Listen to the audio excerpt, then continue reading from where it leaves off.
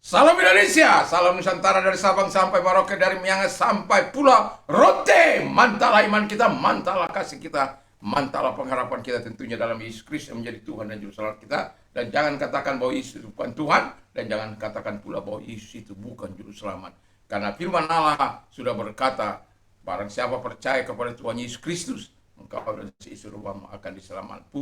Puji nama Tuhan, mari kita saya ucapkan selamat senja, selamat petang, selamat malam, atau selamat kapanpun.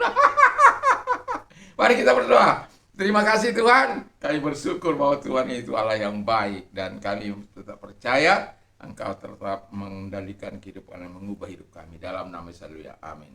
Puji nama Tuhan.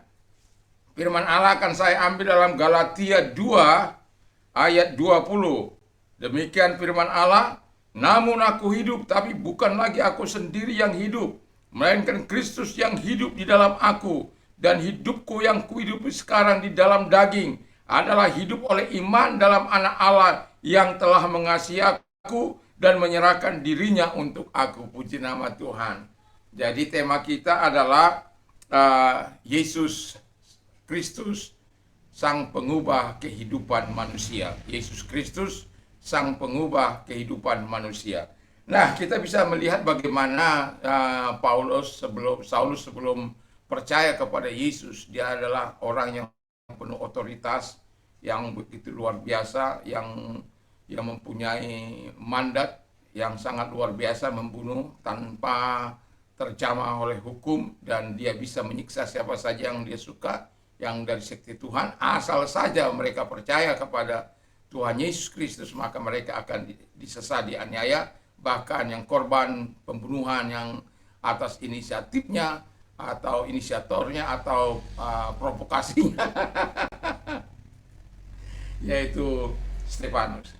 Tetapi di sini kita bisa melihat bagaimana dia berkata, maka Alkitab mengatakan dalam Yohanes 16 dikatakan begini, mengapa orang-orang menyakiti, membunuh, menghancurkan gereja Tuhan? Mengapa? Karena mereka tidak mengenal Bapa atau anak akan melakukan itu. Nah, itu sebabnya ada yang mau saya katakan, ada yang pertama, ada hidup dalam dosa. Ketika si Paulus ini hidup dalam dosanya, dia melakukan apa yang dianggapnya benar, suka-suka dia. Mau menyakiti, mau membunuh, suka-suka dia. Suka-suka kok. Seharusnya kan suka-sukamu Tuhan. Ini suka-sukanya dia. Haleluya. Jadi kita sebagai orang percaya bukan suka-suka sebagai orang-orang yang berdosa itu suka-sukanya, tapi sebagai orang yang beriman kepada Yesus, kita harus taat kepada Tuhan. Yang kedua, kata firman Allah adalah hidup tanpa Kristus. Hidup tanpa Kristus itu adalah hidup yang penuh dengan kesombongan, hidup menurut kemauan sendiri, menurut daging, menurut kehendaknya, bukan menurut Tuhan. Dan orang-orang yang di luar Kristus satu kali akan mendapatkan hukuman, kata firman Allah. Dan saya mau katakan, di luar Yesus engkau binasa, tapi di dalam Yesus engkau akan memperoleh hidup yang kekal. Jadi terima Yesus dalam hatimu. Itu sebabnya Paulus mengalami perubahan dalam hidupnya. Karena apa? Dia mengalami hidup dengan Kristus. Nah, ketika dia hidup dengan Kristus, wow, luar biasa.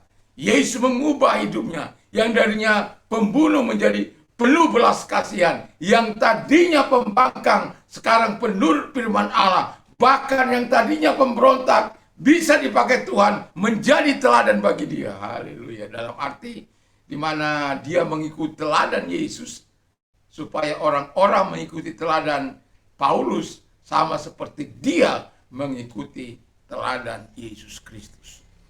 Dia mengalami perubahan dari Sang Kristus, pengubah kehidupan.